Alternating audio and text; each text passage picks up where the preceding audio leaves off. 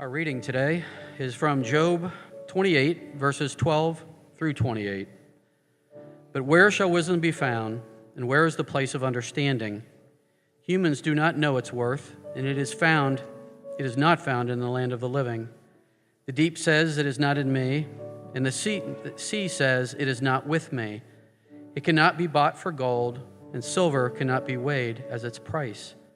It cannot be valued in the gold of Ophir, and precious onyx or sapphire. Gold and glass cannot equal it, nor can it be exchanged for jewels of fine gold. No mention shall be made of coral or of crystal. The price of wisdom is above pearls. The topaz of Ethiopia cannot equal it, nor can it be valued in pure gold.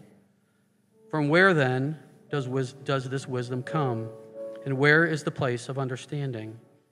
It is hidden from the eyes of all living and concealed from the birds of the air. Abaddon and Death say, we have heard a rumor of it with our ears. God understands the way to it, and he knows its place. For he looks to the ends of the earth and sees everything under the heavens. When he gave to the wind its weight and apportioned the waters by measure, when he made a decree for the rain and a way for the lightning of the thunder, then he saw it and declared it. He established it and searched it out. And he said to humanity, behold, the fear of the Lord, that is wisdom, and to turn away from evil is understanding. The word of the Lord. Thank you, Chris. Let's pray. Jesus, we just echo the lines of that song. We seek your presence right now. God, as the scriptures declare that you would cover us this morning, God, like a mother eagle covers her young. Jesus, may you just bring such a sense of safety and peace into this place as we explore your word, God, as we seek out your truth for each one of us this morning. Jesus, open our hearts, open our minds to what it is that you have for us. God, we stand boldly declaring that you have something for us. And so, God, may each one of us walk out with your Spirit within us, challenging us, comforting us, and moving us towards your truth and deeper wisdom in our lives. God, we ask all of this in Jesus' name. Amen. Good morning, everyone. My name is Jake. I'm one of the pastors here this morning. We are continuing our series called The Wisdom of God that we started last week. And last week, Andy taught that the goal of wisdom is to help us live well in God's world. And to a certain degree, when you read Proverbs, the book that we looked at last week, there is this kind of formulaic approach that is easy to read into in wisdom. If you make the wise decision, then X will happen. And it's the cadence that most of the Proverbs follow. Do A, and then B will happen. And one of the passages that we looked at last week was Proverbs 4, 6, 8, and 9. Do not forsake her, being wisdom, and she will keep you. Love her, and she will guard you. Prize her highly, and she will exalt you. She will honor you if you embrace her. She will place on your head a graceful garland, and she will bestow on you a beautiful crown. So very formulaic, right? If A, then B. If you embrace wisdom, you will get the good life. And the question that we're going to ask, though, this morning is, well, but what if she doesn't? We all have examples, right? That age-old question, why do bad things happen to good people? There are people, and maybe you feel like you are one of them, or you know someone that just seem to always make the wise choices. They are good people, and then yet life gets messy. And on the contrast of that, there are people that you might know, I'm assuming nobody's going to point yourself as one of these people, but constantly make the unwise decision, make bad choices, and yet somehow they prosper. And so there's this formula that works until it doesn't. And that's ultimately what the book of Job really gets at and tries to understand. A lot of scholars refer to Job as this literary masterpiece. It's this beautifully poetic book full of these soliloquies as Job has these debates with friends of his, and they're trying to figure out life. And it's this really beautiful thought experiment that really purposely pits two extremes against one another. And so on the one side, you have this extremely righteous person in Job. Job isn't a good guy. Job's a great guy. Job is the best of the best. Verse 1 right away tells us that Job was blameless and upright, and that he feared God and turned away from evil. Now, it's really important. Tuck that little phrase away in your brain for a moment, that Job feared God and turned away from evil, because we're going to see that come up a little bit later on in the book of Job. So Job always did what was right, and on the other extreme, Job experienced horrible suffering. Lately I've been listening to the Year of Biblical Literacy readings on app, listening to the scriptures. And when I would get in my car to bring my kids to school, my phone will always do autoplay to what it was before. And so this past week, I got in the car, and all of a sudden, Job chapter 19 starts playing. How long will you torment me and break me in pieces with words? And my just about 6-year-old goes, Daddy, what's wrong with that guy?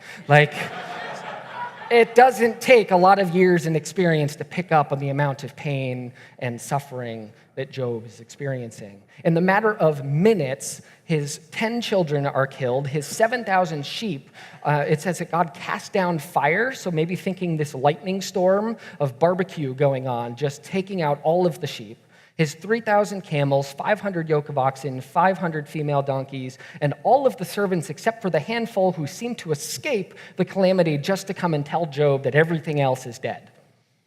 And then there's this kind of comedic point, too, where his wife is left, and yet she gives him a really hard time and says, just curse God, this is pointless, and is emotionally very distant from Job.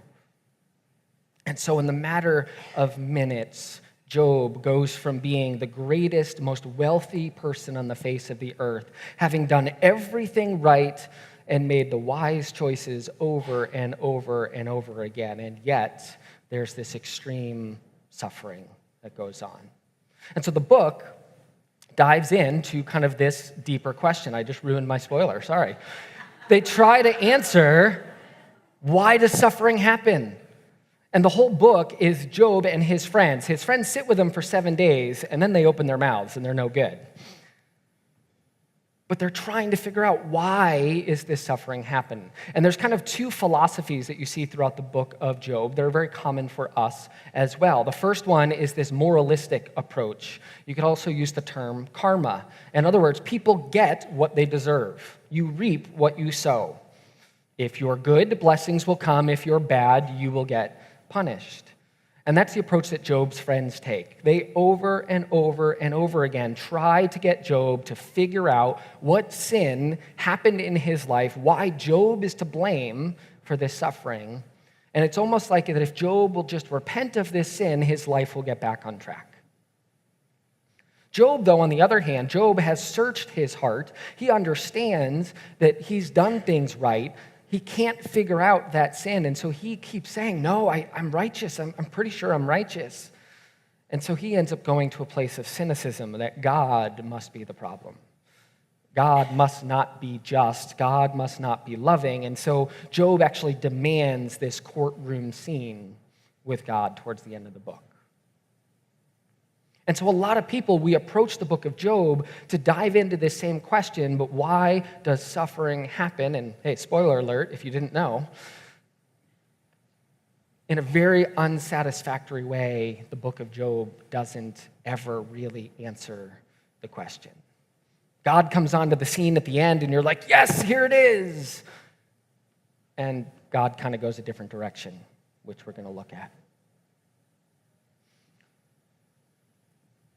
Approaching Job with the why of suffering actually misses a deeper principle that's going on. Why can actually run us into problems. This is partially the way that the book of Job is set up, is this kind of very odd conversation between God and this divine council, these other beings, and All of a sudden, the accuser, aka Satan, is in the room, and you're kind of like, why is he in the heavens with God? And it's like Job is this cosmic bet, this chess piece that God is using as an example, which should feel very uncomfortable.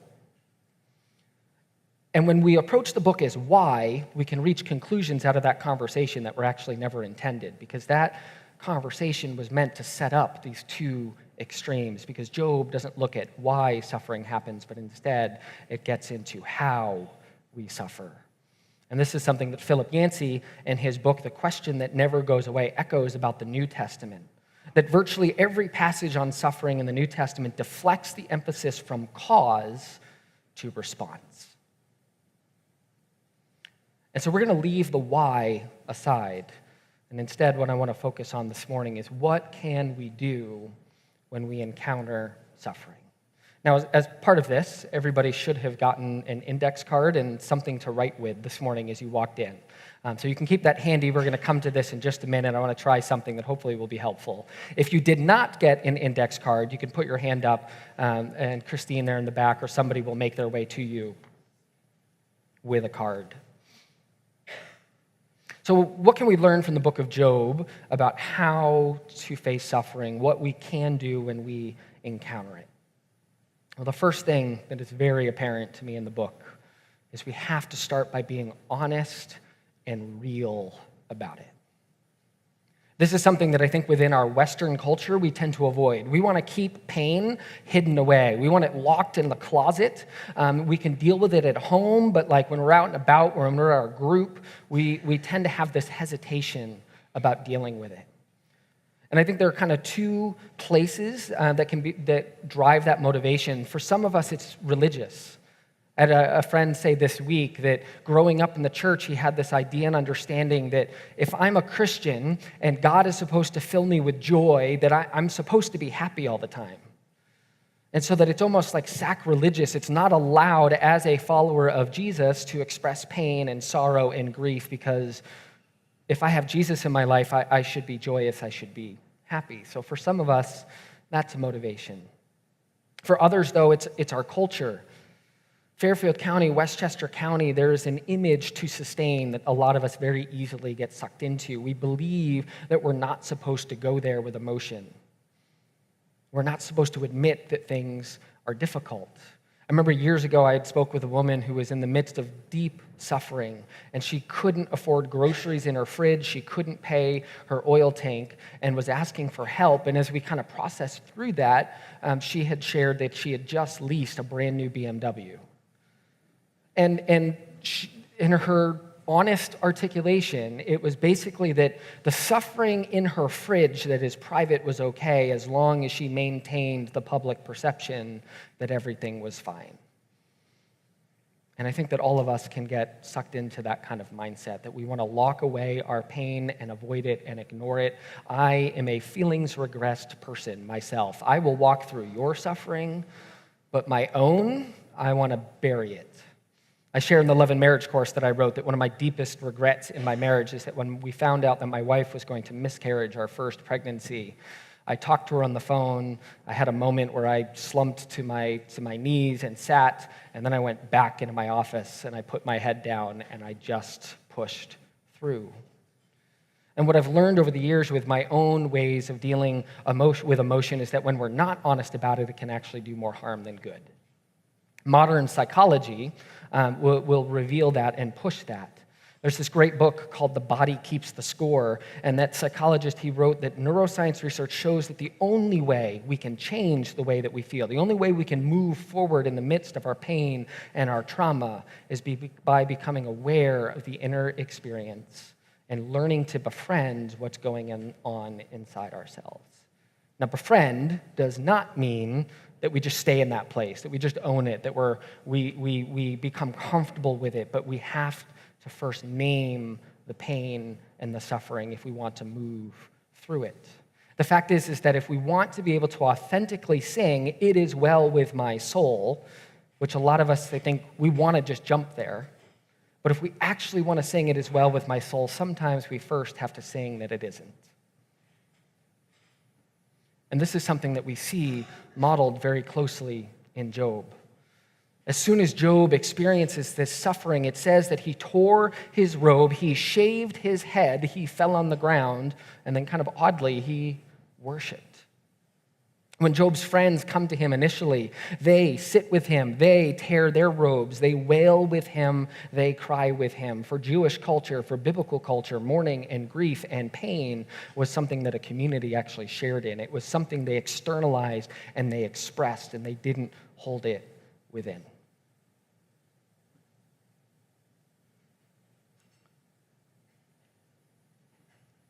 And so if we want to really process our pain and our suffering, it starts with having to be honest and real about it. This is what we see if you've been doing the year of biblical literacy. We're partway through the book of Job, and we've seen this over and over again. Job has expressed that he would rather be dead. At one point, in kind of a humorous line, Job says to God to get away from me so that I can experience some joy. It's like, God is the cause of my pain. Just leave me alone so I can be happy for a moment, and then I will die. He accuses God. He demands an answer. He says over and over again that he knows that God is out to get him. He feels alone. He feels unloved. And he's honest with the fact that he feels really beaten up and is searching for answers. And so what would it look like for us to actually be honest and real in the midst of our pain? And so that's what I want to start off here with these note cards. We're going to use these a couple of times. But I want to invite all of you, and it will not be sufficient. This is not going to be like a one-and-done thing. But just for 2 minutes, I want to invite you to think about either pain or suffering that you are currently in the middle of, or something that you recently faced.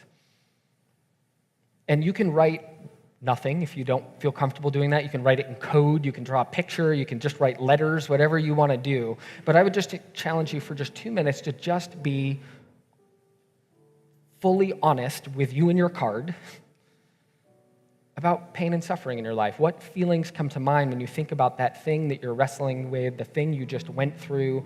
Are you angry? Are you frustrated? Are you questioning God? Do you want God to leave you alone right now? And I just invite you in the safety of you and your card to just jot that down for 2 minutes. And then we're going to keep going in just a minute.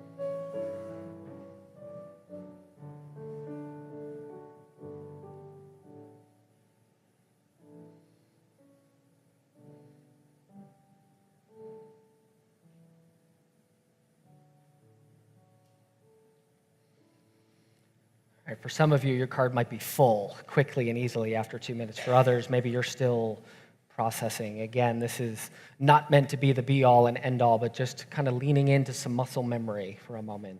And so when we face suffering and pain, Job models for us the importance of just being honest, being real. And Job is over and over again said to have been a man who did not sin with his lips. And so it's not wrong to just acknowledge this is where I'm at, this is what I'm feeling.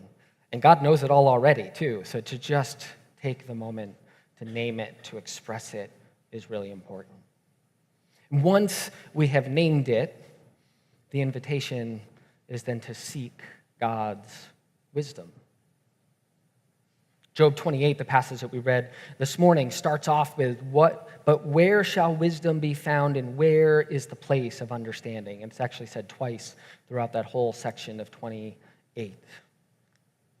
And it lists all of these different ways and valuable assets that people have and forms of money, and it says over and over and over again that it cannot be bought, it cannot be learned within a school, it cannot be purchased, and yet the place of understanding and wisdom comes straight from God.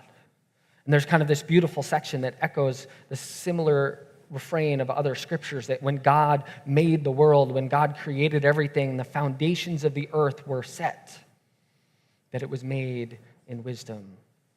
Death doesn't know where wisdom is.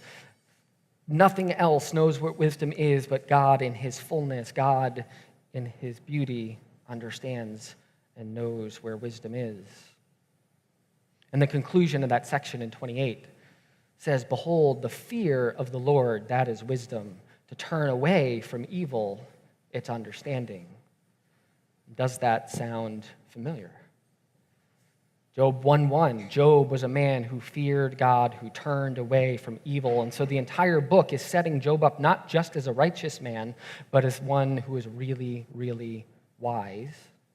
And yet bad things happened. And they're trying to figure out why. And in chapter 38, it says that God answered out of the whirlwind. And these are pretty intense 2 chapters. We're not going to go through all of them, but God's response is this powerful and moving challenge to Job. Just a couple of points from that. God starts off, where were you when I laid the foundation of the earth?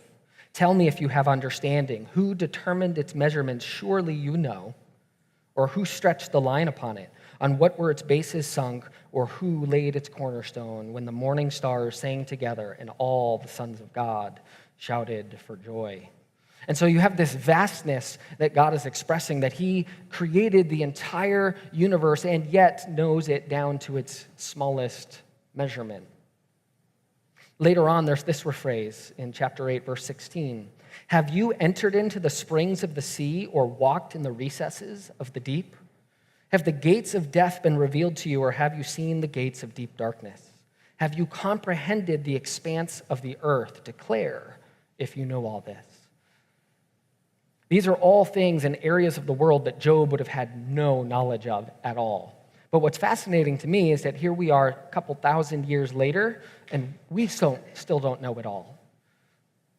The recesses of the deep, 80% of the world's oceans are still undiscovered and unmapped.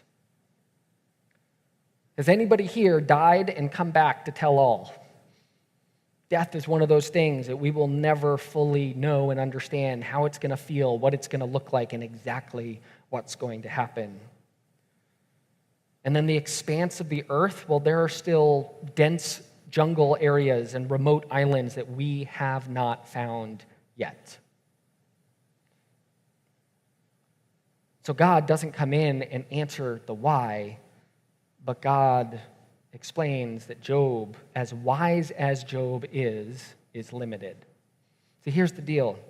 We have a one-dimensional view of time as humans. We can only see the past, and yet we can only move to the future blindly. And we can only be in the present. We have a one-dimensional view of time. And so think of it this way. In a one-dimensional world, what shape is that? Circle. In a one-dimensional world, what shape is that? Would be a rectangle if it was flat, one-dimensional. We have a limited view that when we look at life, when we look at our circumstances, we look at it and we see circle. We see rectangle. And yet what God is saying and what's portrayed through Lady Wisdom is that God was there at the beginning, that God was there at the end, that God is here now and everywhere in between. And so God's perspective is that this is a cylinder, and so God's got the three-dimensional view and can take our life experiences and turn them up, down, over, back, and forth.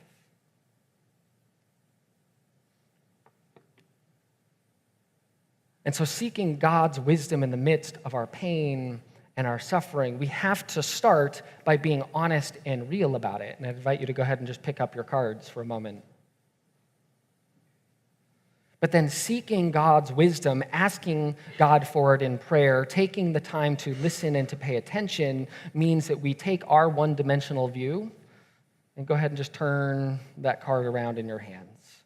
And it's asking God, what perspective am I missing? Is there a back to this thing? Is there a side to this thing? Is there something else that I'm not catching?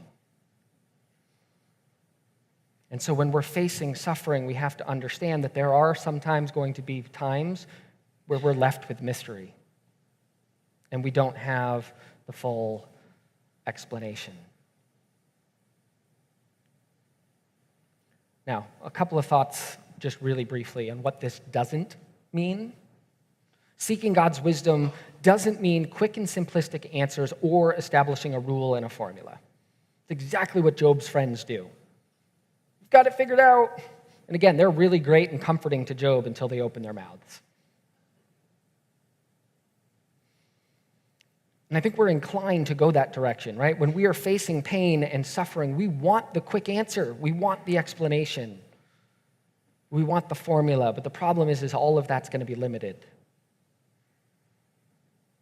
To use the phrase Andy said before, it is what it is until it isn't. Like it breaks down. What that also means, though, is that you don't have to listen to anyone and everyone. I think how many of us have people in our lives that as well-intentioned as they are when we're facing pain and suffering, they jump in and they want to give you the quick answer, they want to give you the explanation. Sometimes it's under the cover of I've prayed for you or I feel like God wants me to pass along this thing to you. And as well-intentioned as it is, sometimes those things fall into the quick and simplistic rule or formula. And it's not helpful. And so we have to filter. We have to take those things. We have to go back to God with them and say, God, what do you have for me in the midst of this? And lastly, it doesn't mean that we always find clarity. This is what drives me nuts about wisdom. Sometimes God gives you enough wisdom to take the next step, and I want the whole road in front of me. I want it mapped out. I want it clear. I want it easy. But sometimes wisdom is just enough to take that next step. Sometimes it's just enough to give you that encouragement to keep moving, and it doesn't result in full clarity, which leads us to our last point for this morning, that when we're facing pain and suffering, that we can be honest and real about it. We then take those things to God. We ask for God's wisdom and perspective, but then there's an invitation to surrender to faith. After God speaks to Job, Job responds with this: I know, God, that you can do all things, and that no purpose of yours can be thwarted. Who is this that hides counsel without knowledge? In other words, God's not withholding anything. He actually knows everything. God's got this broader perspective. Therefore, I have uttered what I did not understand, things too wonderful for me, which I did not know. And so all of the time throughout the book that Job has said, God, I know you are out to get me. God, I know this is what's happening. All of a sudden, Job now is realizing, I had a limited view of that. And he goes on, he says, hear and I will speak. I will question you and you declare to me, I have heard of you by the hearing of the ear, but now my eyes see you, which is such an interesting frame. I had heard things about God. I'd had these certain understandings about God with my ear, but now my eye sees you. Job was wise, but now he's realizing how much more wisdom he needs. And then it ends like this: therefore I despise myself and I repent in dust and ashes. Now, at first glance, I mentioned that with QRs, we always talk about, like, what's the last slide of the sermon? And we put that on the wall, and half the circle just went, ugh. Like, that's not a fun verse to end on, right? But here's the deal. It's really interesting, and the commentators dig into that language. Because the despising term that's used there can also have connotations of rejection. And so what he's despising, it's not a self-loathing thing or a cynical thing, but he's saying, man, I despise my limited view. I reject what I said before because I realized that I had more that I don't understand. And that term repent here in Hebrew actually has connotations of being comforted as well. And again, Job is lifted up as one who did not sin. So he's not repenting of wrongdoing. He's not asking for forgiveness here, but he's acknowledging that, okay, God, I knew, but I'm repenting of that mindset.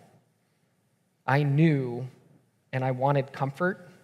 Well, I'm going to take comfort in the fact that I am dust and ashes, that my view is limited, and that God, you are sovereign, you are bigger, you know all. And in the midst of mystery, I will choose to embrace you and have faith in you. Rather than go to cynicism or moralism or formulas, I will surrender. And so what would it look like for us as a people in the midst of our pain and suffering? To be honest and real about it, to seek God's wisdom, to rejoice when we're given the answer, the explanation, or that next step to move out of suffering.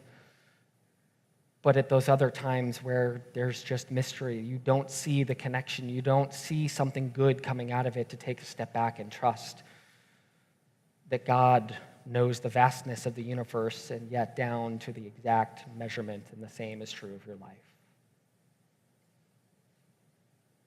And so what I'd like you to do is just a symbol of that surrender, if you want to, as you make your way forward in a few moments for communion. There are 2 baskets up here on either side.